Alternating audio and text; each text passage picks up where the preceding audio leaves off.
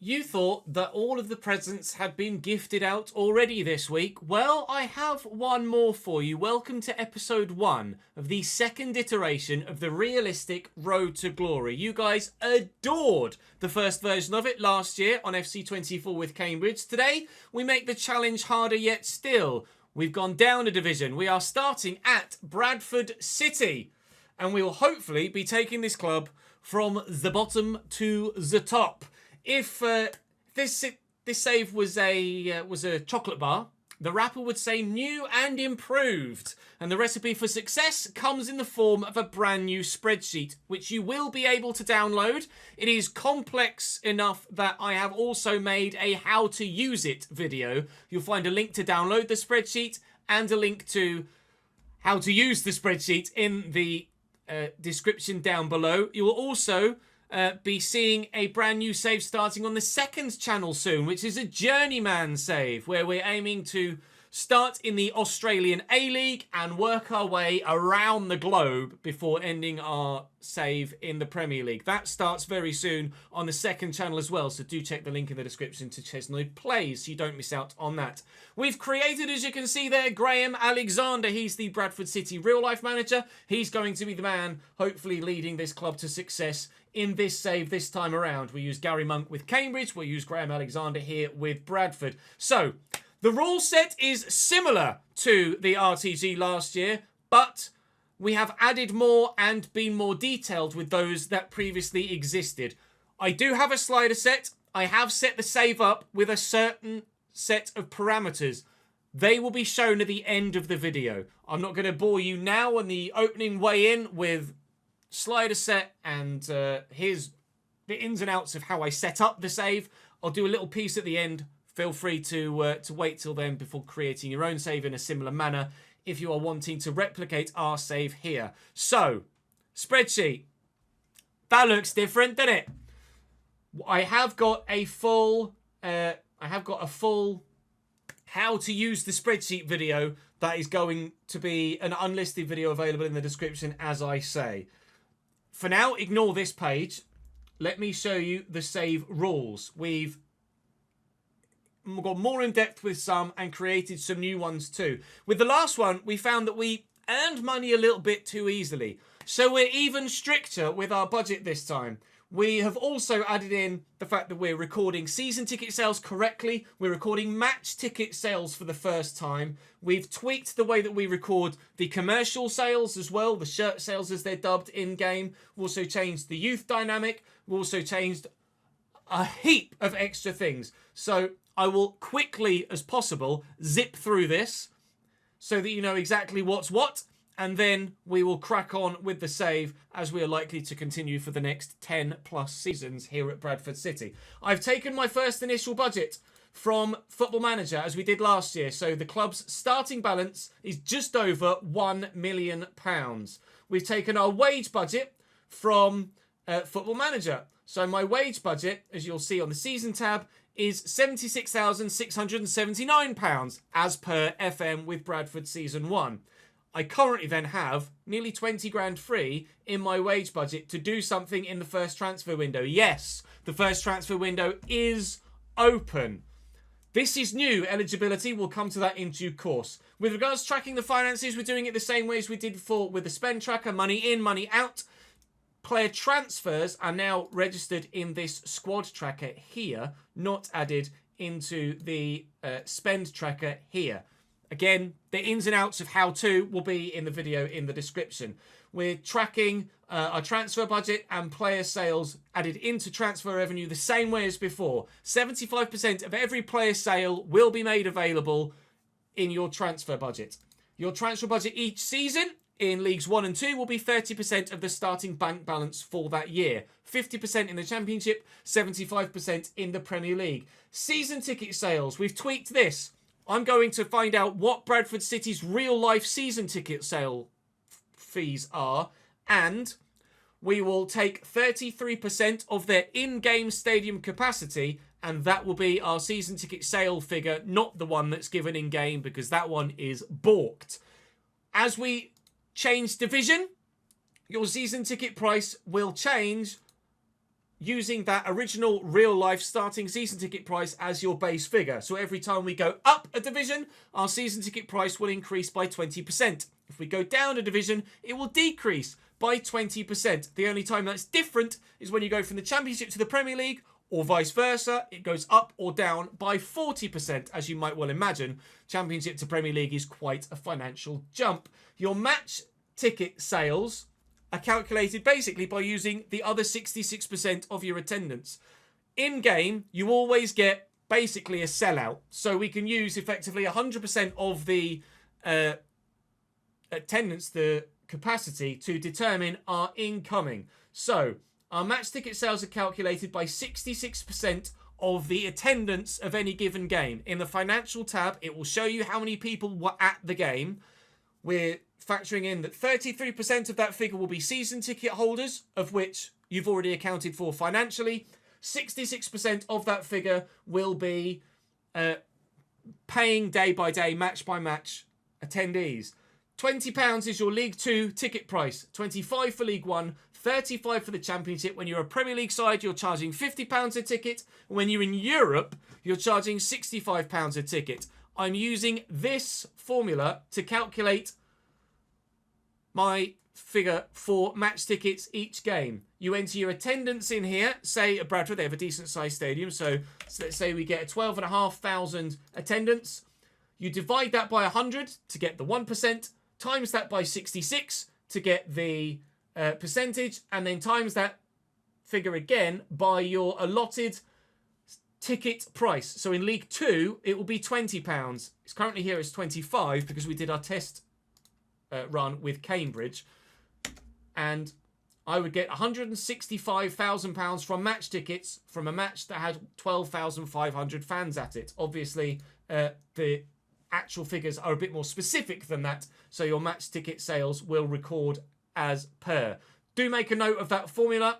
It's attendance divided by 100 times 66 times 25, and you literally just each time change that and then just hit enter and you get a new figure. And then for the next game, you just change it and then hit enter and you get a new figure. And that's the figure you enter onto the spreadsheet for your match ticket sales. Travel costs are recorded at 10% of those that they are in game. It's not going to cost me £35,000 to go from Bradford to Plymouth. So we'll make it £3,500. The shirt sales did add too much money to our budget and to our bank balance last year in the RTG. So we're taking them at 25% their in-game figure this year. The youth facilities payments we're registering as unfair. Don't account for that at all in your financial tracking because it's going to cost you £5,000 a month per player, which is just silly. They don't play for you yet. You haven't signed them.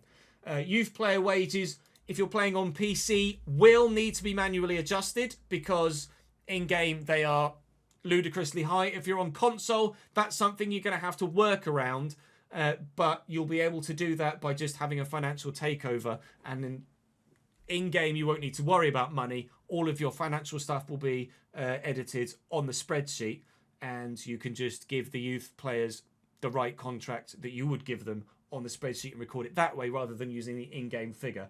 Stadium upgrades are allowed and done in exactly the same fashion as last year. £1 million per 1,000 capacity from 0 to 20,000. Then 20,000 to 30,000, 2 million per 1,000, 30,000 to 40,000, £3 million per 1,000 of new capacity, etc. We're in a fortunate position that you guys voted for Bradford, who have a sizable stadium already. We probably won't need to spend any money on upgrading our stadium until we're in the Premier League, which is great. It's a really good position to be in. Stadium maintenance costs are taken at the value in game unless you've upgraded your ground, in which case you do it by a factor of what you've upgraded your ground by. The example given here, you've got a 10k capacity stadium by default in game. Your stadium management costs are £4,000. If you upgrade your stadium in game by selecting a new one, in the financial records, it still registers your previous old stadium. So if you've given yourself a 20,000 seater stadium, it's still only going to give you the stadium maintenance costs of a 10,000 seater stadium. So you need to double that figure. Of course, if you go from a 10k to a 40k, you'd quadruple that figure, etc. keeping tabs so far? This is a very in-depth save if you hadn't noticed. Again, those of you that are on console, just give yourself a financial takeover. Set yourself as unsackable. You won't need to meet any of the objectives that the board offer you because it will balk them because you've given yourself a financial takeover. Just means you won't run out of money in-game and you'll be able to manage your finances properly on the spreadsheet. And you won't be spending more in the game than you've allowed yourself on the spreadsheet. It's just that all of that money will always be available rather than the game giving you less than you have tracked in your spreadsheet. With regards to the squad, continually, no one is allowed to be signed that's higher rated than your current highest rated player. New rule. Youth players that come in are not allowed to have a max potential when that initial window of higher than 10 rated, higher than 10 more than your current highest rated player.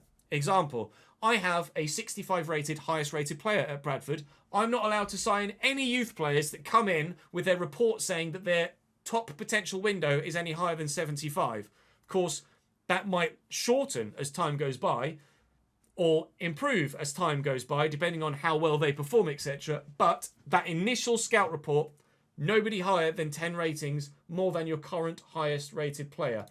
You're not going to call up youth players as and when you want, unless you're in big need for squad depth and you haven't got enough players, etc. We're going to do it in a Football Manager style, where once every mid-March, we will select which players we'd like to call up and which players we don't want. Once a year for your youth intake. We're not having any coaches to slow the growth. That's the same as last year. You can use development plans, however, to tweak the direction in which you want players to grow, but nobody's allowed to grow by more than 3. Apart from, of course, your award winners. Your award winners are your player, young player, fans player, most improved, signing of, and goal of the season and or year. This will all automatically update, by the way, with our top appearance makers, goal scorers, assist makers, clean sheet keepers, and our disciplinary record save-wide, not just per season. So we will be able to see who is our record appearance maker or record goal scorer, etc. at any point in the save. Love that addition as well. Thank you, Andy, who created the spreadsheet. And to the best of my ability, I will match each competition's squad rules. Again, how to figure that out is shown to you in the how-to video that is in the description. But in the squad tracker, we track everybody's eligibility. Whether they are or are not eligible for any given competition is determined by these rules here. You can find out what rules for any given competition in this drop-down. So I can see here that those that are listed as all can play in any competition with the current eligibility rules, and those that can't play in every competition, it shows me which ones they're eligible for by showing the specific competitions here. We haven't taken into account FA Cup rules and Carabao Cup rules, other than you'll have to manually remember that someone is cup tied. Other than that, we are only tracking league and European competition rules as per their real life rulings. Again, when you download the spreadsheet, if you want to use it yourself, you'll be able to see the eligibility rules here. I will also include screenshots from Football Manager of the rules of any given competition that we're tracking. Transfer rules, very similar to last season, very similar to the last save. When we're League One and below, only domestic. When we get to the Championship, we're extending to Europe, and now we've added the Commonwealth, so that includes Australia and New Zealand and Canada effectively. And then when you get to the Premier League, you can sign anyone from anywhere. We are going to be very strict with the players that we sign, as we were last year. If we don't feel like we're able to give them a contract that we are comfortable with, i.e. they're asking for too much play time, and we're not going to give them that play time, then no deal. Unless it's the game being the game, and you know that that player in real life would understand that they're only getting a rotation, not a crucial, then by all means, sign them on a crucial. And if you're playing on PC with a live editor, tweak it. But that will be done on a deal-by-deal basis, and live chat as we record live on Twitch stream and on the YouTube live channel will decide on a deal-by-deal basis, or at least liaise on a deal-by-deal basis. Offering a new contract to a player that has had a new contract offered to him elsewhere as his contract's expiring is allowed, or if a bid comes in, then you can offer that player a new contract to entice them to stay if you would like. Of course, only if you've got the money available in your wage budget. Bids we will accept on a realistic manner, as well as we did before. when loaning players out, it can be tough to get realistic bids. So if you want to accept any loan bid, then feel free to. If you want to wait until the very end of the window to try and get a realistic loan bid, then by all means do so. We will do the same. You guys are going to have to let me know in the comment section who's going to be our senior affiliate. In real life, you can have affiliate clubs, i.e., if you'd voted for Salford, Manchester United would have been our affiliate club. We would get cheap loans, priority loans from Manchester United. If we want a loan player, we would look at Man United first before looking anywhere else. Who at Bradford should be our senior affiliate? Do we go, dare I say, someone like Leeds? Bigger club, bigger, higher division, bigger squad, higher quality players? Or does the rivalry negate that? Do we use a different club entirely? Maybe a Premier League side that's in a close enough proximity. Let me know. Maybe Sheffield United or Wednesday, perhaps. Again, please do let me know. And that's what I've mentioned before with the roles, etc. Only other miscellaneous one is when you get to the point of you feel like the AI are putting out a silly weak team, you want to put out a stronger team, edit it yourself by adding a second controller, and then obviously remove that controller when you get into game so that the AI plays for the AI. Rules covered. This is quite a hefty episode 1, but that is the nature of this save. It is detail orientated. This is my squad. I've got players in on loan. I've got a player out on loan. I'm paying almost everybody's wages to 100%, but some that are either in or out on loan. By default, we've just set it 50-50 because the game doesn't tell me what they're on. But moving forward, we will obviously adjust depending on what percentage we actually negotiate in game. So you can see my squad list there. This tab will have every player that we ever have at the club ever throughout the history of the save. And then the season tabs will show us who is at the club for any given season. So that's my current squad. Sam Stubbs is out on loan, so he's not available. And effectively, we're in League 2. Everybody is going to be available with our current squad for League 2. We are just under the maximum registration limit for League 2. Goalkeepers don't need to be registered. Great, they don't count towards the limit. Under 21 players don't need to be registered. Great, they don't count towards the limit. Banging, superb, amazing, great. So there is room to maybe bring some more players in this opening window. The transfer window is open at the beginning of Season 1. We have wage budget available for loanees. I have a small transfer budget as 30% of the club's opening balance. For reference, if the club's balance goes into the negative, which it may well do in these early seasons in the lower leagues, then your transfer budget will be 0. You will only be able to make loan and free agent signings. Of course, if you sell anyone, then that money will be available in your player budget. So we may well be forced to sell to buy. There are some players I'm thinking of moving on. There are areas of the squad I would like to improve in. I'll show you the squad quickly here, and then you can perhaps help me determine what we do. Goalkeeper, I'm quite happy with Sam Walker for this first season. His contract expires in 12 months' time. He's 32, but 6'6". We may well keep him on for another year, potentially.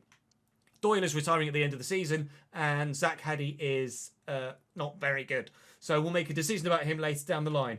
Left back wise, Richards is not currently my starting left back because we have 2 right backs that are higher rated. Halliday will start on the right, Johnson will start on the left. And then we've got a number of centre backs that are decent. I'm not looking for any defenders at the moment. I may look for a full back, but I've got a youth player that we could call up that could fill that void. With regards to the midfield, centrally, we're very well catered for. Corey Evans, the Northern Irish international, is our starting. Actually, he's my backup CDM because Richie Smallwood, club captain, is my starting CDM. In the centre mid positions, we also have Sarcevic, Walker, Patterson and Odua.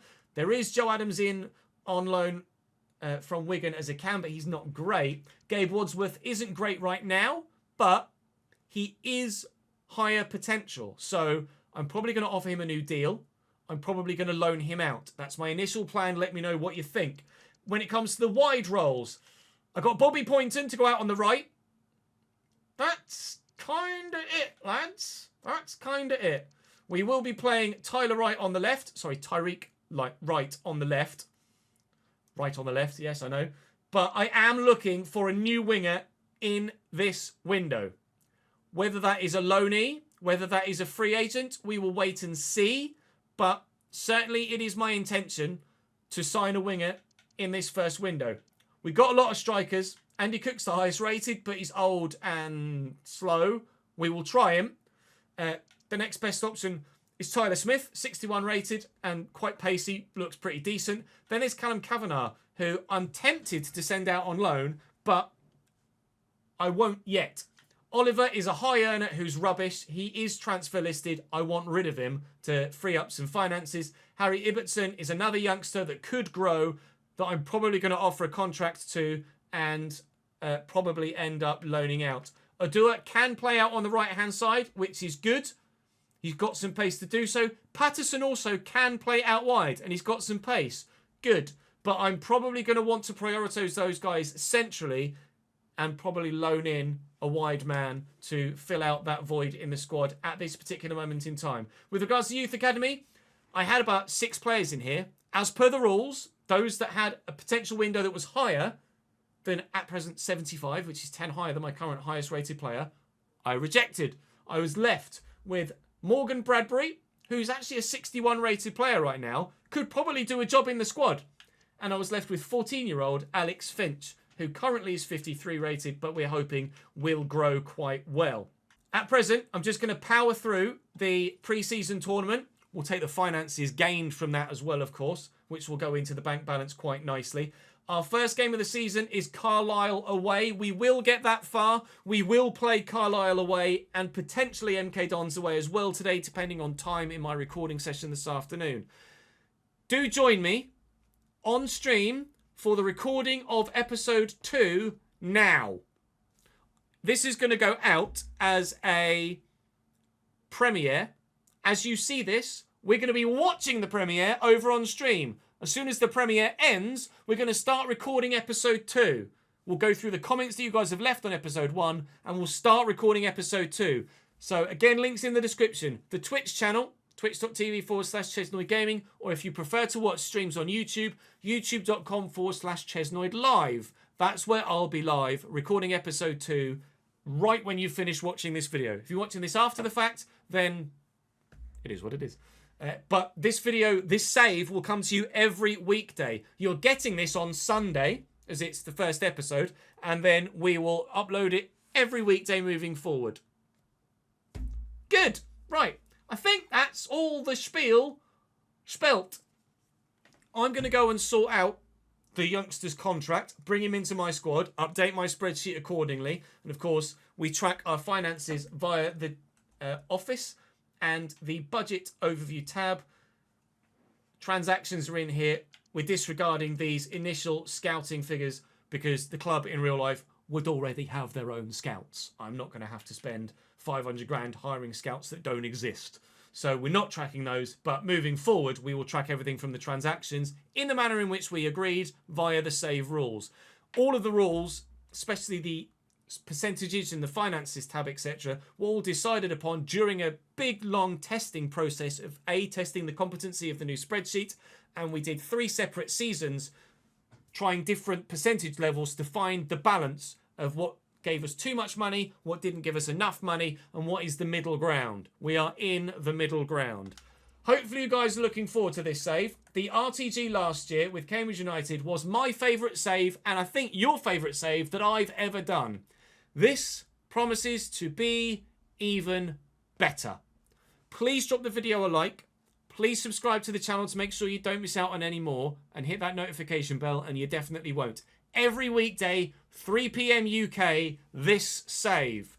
Every weekday, 12 PM UK, the second channel, the Journeyman save. That will likely start tomorrow or Tuesday as I record this actually on Christmas Eve. I don't yet have the thumbnail, but I'm obviously not going to rush my thumbnail guy over the Christmas period to get that to me. So slightly delayed start to the Journeyman, but that will start on the second channel within the next 48 hours. Right. I need a drink of water. I got a cotton mouth. Let's push forward. Oliver, Verdane Oliver, we have transfer listed, but I don't think Verdane Oliver would go to IK Sirius in I want to say somewhere in Scandinavia, but I'm not exactly sure. Now, this is slightly different. Northampton are in the league above. Now, what we do when we get a bid for a player is check and see what he might have as competition at that club. So we need to have a look and see what Northampton's striking situation looks like to know exactly whether it's worth his time making that move. Now I can have a look at Northampton's squad. Despite the fact they're in the league above, I can see them via this part of the page here, Northampton Town. They have Martin Waghorn, 64 rated, Tom Eaves, 64 rated, James Wilson, 62, Callum Morton, 62, Neo Dobson, 54. He would go in as 5th choice striker at Northampton, and I don't think that's a deal that he would want to take. So I am going to reject that bid. I'm going to reject that bid from Northampton on the basis that he would not get any first-team football at Northampton at all. And he will get plenty of first-team football with us. If Andy Cook doesn't work out for me, then he is my go-to guy. And I will have made that clear to him when I signed for the club. Right, pre-season tournament. Oh, that one's got Cambridge in it. Well, not only does it have Cambridge in it, it's also the highest potential prize money. So I'm absolutely doing that one. That's a happy accident. New email from the Bradford board. I have set myself as unsackable just so we get to stay at Bradford for the whole save, just for ease of use. But we are now at our pre-season tournament, so we will work our way through this. Keep an eye continually on the money coming in and out via the office tab. And we have already added one set of player wages and one set of shirt sales to our spreadsheet, and we will continually look to do that every single week. Those update each week for those of you that weren't aware. So you will need to regularly check the transactions tab because Shamrock Rovers, that's a more intriguing one. Going to the Irish League in a end of career move might be quite realistic for Verdane Oliver. I will double check with my live chat before we do anything more on that front. To reiterate to you though, in the office tab via the budget overview and then transactions, this is where I'm getting all my financial data. You will need to make sure you check it once a week at least, because over time it will start to automatically remove some of the slightly older figures. It will get to a certain depth, certain amount of figures given, and then it will just start to auto delete at the bottom as new ones come in at the top. So you will need to make sure that you check this once a week, otherwise you will miss certain aspects of your financial data. And live chat are saying yes. Live chat saying yes to a bid for Verdane Oliver from Shamrock Rovers, who may well have European football to some extent in the Irish division as well. £160,000 is what my chief executive reckons is a fair offer, so I am going to take £160,000 for Verdane Oliver. He's not very good in game. I don't know anything about players in real life. Bradford fans, please let me know who are your go-to players. But he's on, I think, £4,000 a week for me here, so absolutely that is going to be money saved that can be reinvested elsewhere. Our first sale. Verdane Oliver is gone to Ireland. And on my Season 1 tab, he no longer exists because he's gone. Leaves us with 2 registration slots available now and £22,700 in my wage budget. My transfer budget is now boosted by 75% of that £160,000 being made available, which is of course £120,000, as you can see there. Register £160,000 for the sale, but the change in budget is actually only £120,000 because that is the player sale retention. Bosh! Everything is working as it should do. Turns out our testing was well spent. Patreon players are of course a part of this game and save again. They are also part of the Journeyman save too. I have you all on my shortlist here, and I have your careers currently tracked via a separate spreadsheet. If you would like to join the Patreon to have your character in-game, you can do so at any point during the save now. Because we're on PC with the live editor, I can add you in at any point. So say we get 3 seasons in, you're like, you know what? I would like to be in the save, then I can add you in at any point. Of course, it's at your own financial contribution to the channel, so do bear that in mind. Please don't feel any pressure to join the Patreon at any level, especially at the VIP level, which is a sizable contribution to have your player in the game and in the save. But we have a number of you in here. Everybody looks as per their preference. There are a couple of weird ones in there. Dallas looks like that currently. His little figure has a snowman face. He doesn't have a snowman face in game, for reference, for those that were wondering. And then there is also, where's Josh? Josh has a bowl cut, and quite literally, if I remove my face, it is very, very bowl cutty. So you can't see much. They're just two more light-hearted ones that we've gotten in there. The rest are and will continue to be more realistic. It is the realistic RTG, of course. So we've been tracking our finances accordingly as we've gotten this far through the save by now. We've had players go out. We've had all of our shirt sales, commercial sales come in so far. Play wages are, of course, less than they were. And at present, we have, even with the £160,000 sale of a player, made a loss so far this season of £12,750. In the lower leagues, we will tend to lose money every week, and it will be the tournament prize money and player sales that give us the chance to be positive in our opening bank balance for the next season, until we get to the point of high attendances, which, to be fair, we could be decent with Bradford. We haven't got that far as having match tickets yet, so we might be more beneficial here than we were in the testing at Cambridge. But obviously in the lower leagues, I'm not going to get much from my player sales, and I'm not going to get much in terms of league prize money, nor am I really expected to get far in any cups to get prize money from those either. So we will be strapped for cash for the first few seasons, but that is how it should be, and that is how it will be. We've had a bid for Odua here, but that is from USL Dunkirk. No. Our youth scouts are back. Do we have any wonder kids? He's got potential of 79 with his window. I have to say no. Much as I would absolutely adore to sign Elijah Simmons, that potential window going all the way up to 94 is 19 too high. 5 to 7 playstyles for him as well. Oh no! Why did we set these rules in place? That's because we wanted to be realistic. Balls! Can't sign him either.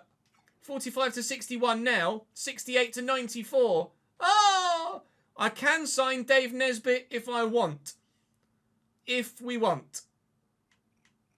But at present, we're holding off, of course, until March.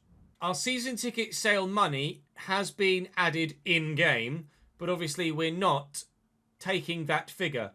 Why, with stadium capacity of 25,000, would the club sell 1,500 season tickets?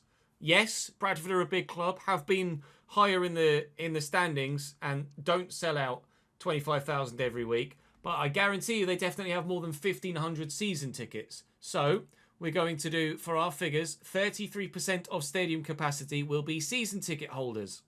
And what are their season ticket prices? Bradford's real-life season ticket sales for this season, $349 for an adult, $306 for a young person or a senior. What we do is take the middle figure.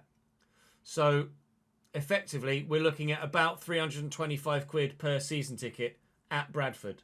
So we will take 35% of, 33%, using that formula we did before, 33% of 25,136, and we're timesing by 325 for the season ticket price. Let me show you my formula here. So our season ticket income is £2,695,836. That is our season ticket sale money for this season. Put us into the green for the season. But of course, we are very much hemorrhaging the rest of our money with regards player wages at the moment, and we are looking to improve the squad and sign more players later in the window. So I'm not going to make any player signings in this first episode because I want to see what you guys say in the comments section. What we will do now, though, is go and play Carlisle, which is happening in 3 days' time. Again, I reiterate, I will let you know what my slider settings are at the end of the episode. This is how we will line up for our first match day. You will notice, actually, that Andy Cook has dropped from 65 to 64 rated already. Slight concern, but he should be fine. With the in-game settings that I'll show you in full at the end, I have got the older players declining slower. So he won't drop from 65 to like 58 in the first season. He might just drop from 65 to 62, which is manageable at this stage. Of course, that's the nature of the squad right now without any of the new signings that we hope you guys will help direct me towards in the next episode. Tactically, we're lining up in a 4-3-3 with the playstyles as you see them there. And my assignments are as you see them here. Walker and Wright, very instrumental to our set piece taking. Now then, gameplay will look significantly different to how it did in the Everton and Man United saves. It's a lot slower, it's a lot more realistic, and hopefully will be a lot less bug-filled as well and will be significantly enjoyable. We have put quite a bit of time into testing it. Carlisle United lining up with 5 at the back. It's probably going to be something we come up against quite a bit in the lower leagues. Carlisle a side that we should be beating, really. We have ambitions of getting out of this division within the first couple of seasons, hopefully the first year. We should be aiming for that at the very least. Carlisle, however, have recently come down from League 1 to League 2 within the last couple of years. So they're not going to be a walkover, but it's equally, hopefully, not going to be as difficult a challenge. You'll notice we're playing with a different camera angle as well now. This is the classic in-game camera angle.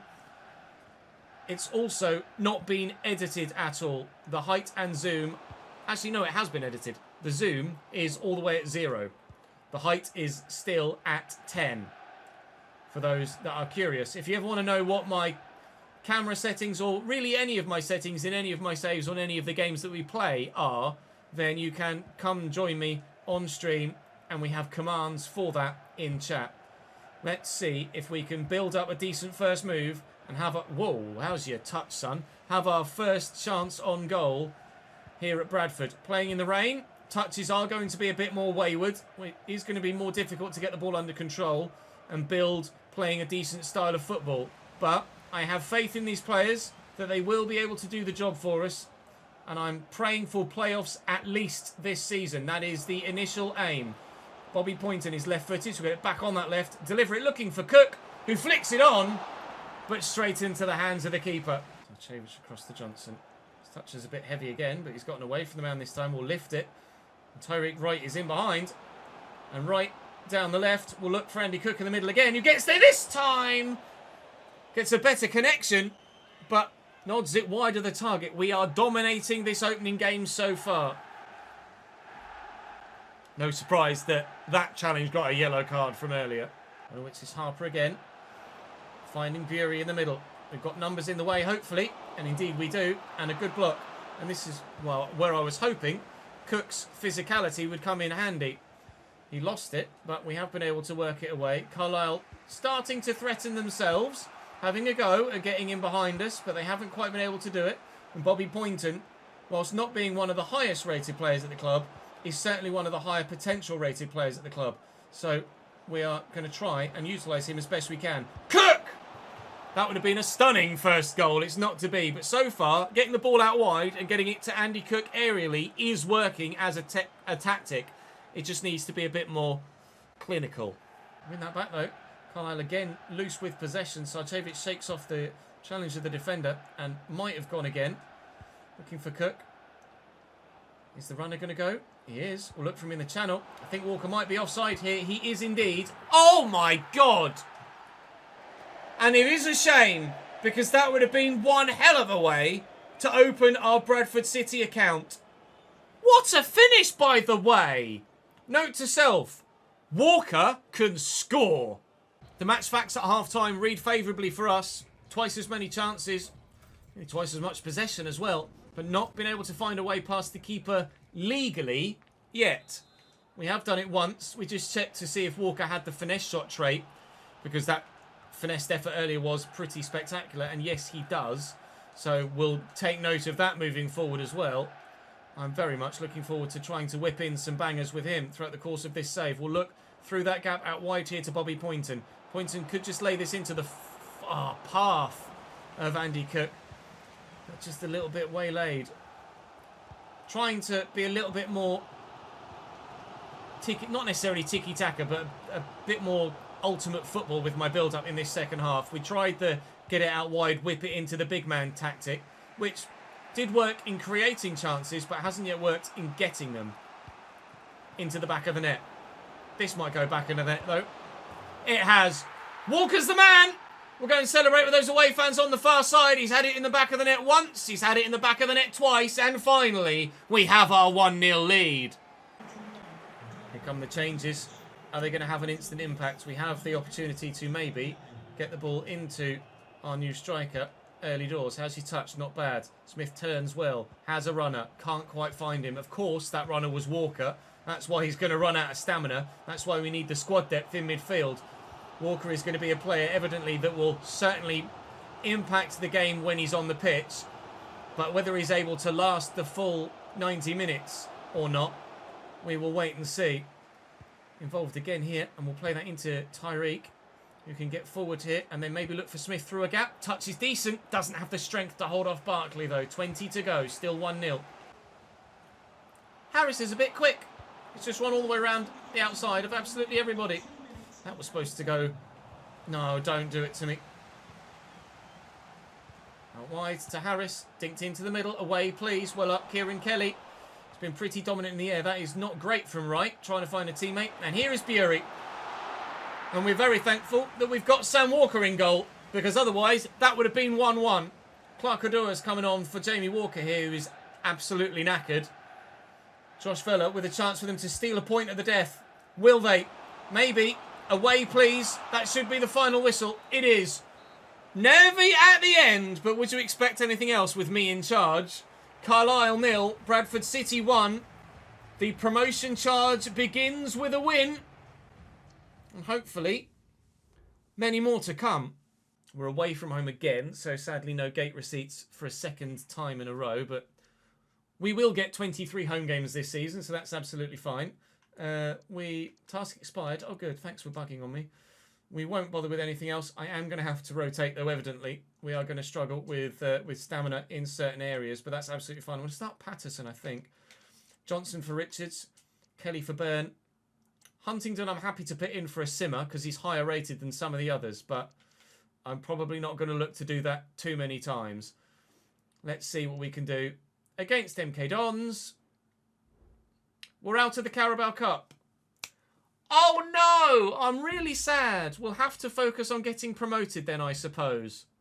Not to worry. Currently our financial situation is decent. Obviously any money we earn this year from season ticket sales doesn't go into our transfer budget until next year, because our transfer budget is going to be 30% or whatever percentage we have it set at as the end of season budget, which currently would leave us with a £1.1 million budget for next season, which looks decent. But that certainly will change because we're going to probably bleed a bit of money throughout the course of the season with the player wages coming out as regularly as they will, and obviously they'll be going up indeed, of course, as well as we look to sign some more players that you guys will help me try and look for. I will do... Ooh, Bradbury's potential window has grown. So as it stands, I now would not be able to sign Morgan Bradbury, but Alex Finch is getting better. That's intriguing. Obviously, we are only able to sign players, youth players, in the March. So at the minute, Morgan Bradbury is going to be too good for us. No, he's not. No, he's not. 75 is my window, isn't it? 75. So yes, I could still sign him in March, as long as he doesn't grow too much further. We do still have a 65 rated player in the squad in Bradley Halliday. And for that particular thing, just in case our highest rated player is older and declining, we will take the highest rated player at the beginning of the season for that March squad intake, youth intake. And to caveat that, we will take our highest rated player at the beginning of the transfer window as the level for highest rated player for incoming players.